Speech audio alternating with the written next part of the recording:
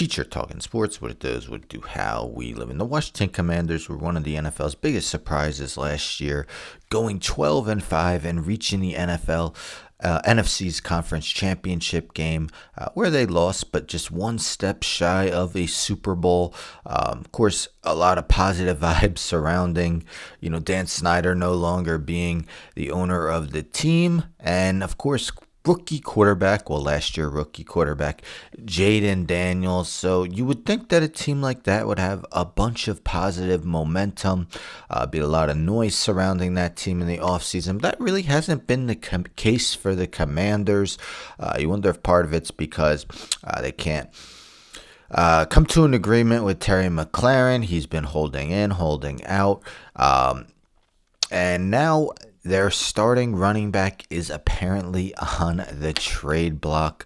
This via Shereen Williams of Pro Football Talk. Port Commanders are shopping running back Brian Robinson. Yes, Robinson has been team's starting quarterback much of his 3 seasons in the league, particularly the last 2. But you see shopping running back Brian Robinson Jr., Jordan Schultz reports. Team lists Robinson as a starter on his depth chart, but has Austin Eckler, Jeremy McNichols, and Chris Rodriguez Jr. behind him.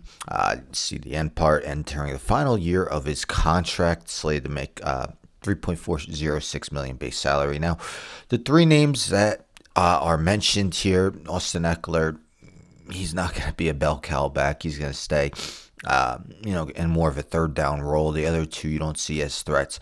It doesn't mention the guy who's been really making the most noise for the Commanders, and that's a 7th round pick in Ja'Cory Krosky Merritt.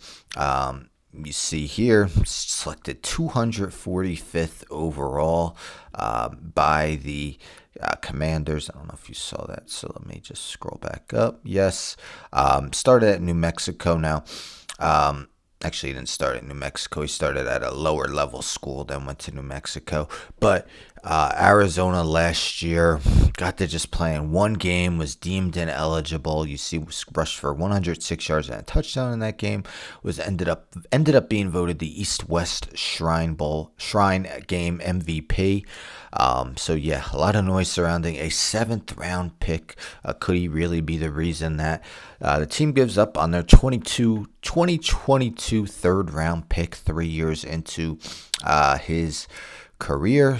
This is Commanders Wire USA Today. 5 potential teams that could use Robinson, could trade for Robinson. Dallas Cowboys. Yeah, I mean, I guess. It mentions you didn't see Adam Peters hesitate in trading wide receiver John Dotson to Philadelphia.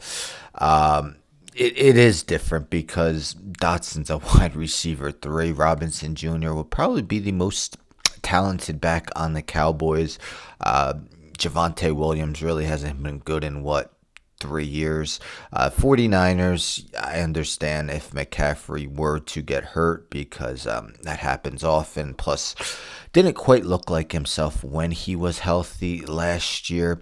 Texans, to me, they're the best suitor of the 5 listed here. We've heard that Joe Mixon might not be ready to start the season. I love Nick Chubb. I'm not sure how much Nick Chubb has left in the tank. So he would probably get the bulk of the carries along with Dameon Pierce, who kind of fallen off after a superb rookie season. Also, Woody Marks. Cleveland Browns, I don't know.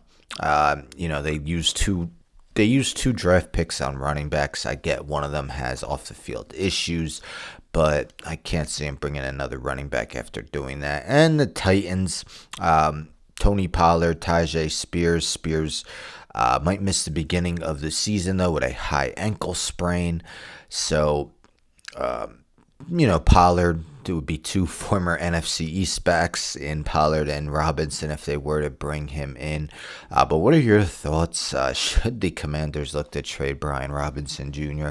And who would be the best suitor? He's 26 years old, so he's actually a bit older than, maybe a little bit older than expected for a guy just, entering his 4th year. So, I mean, I guess that makes sense. He'll turn 27 March 22nd, so he'll play all this season at 26.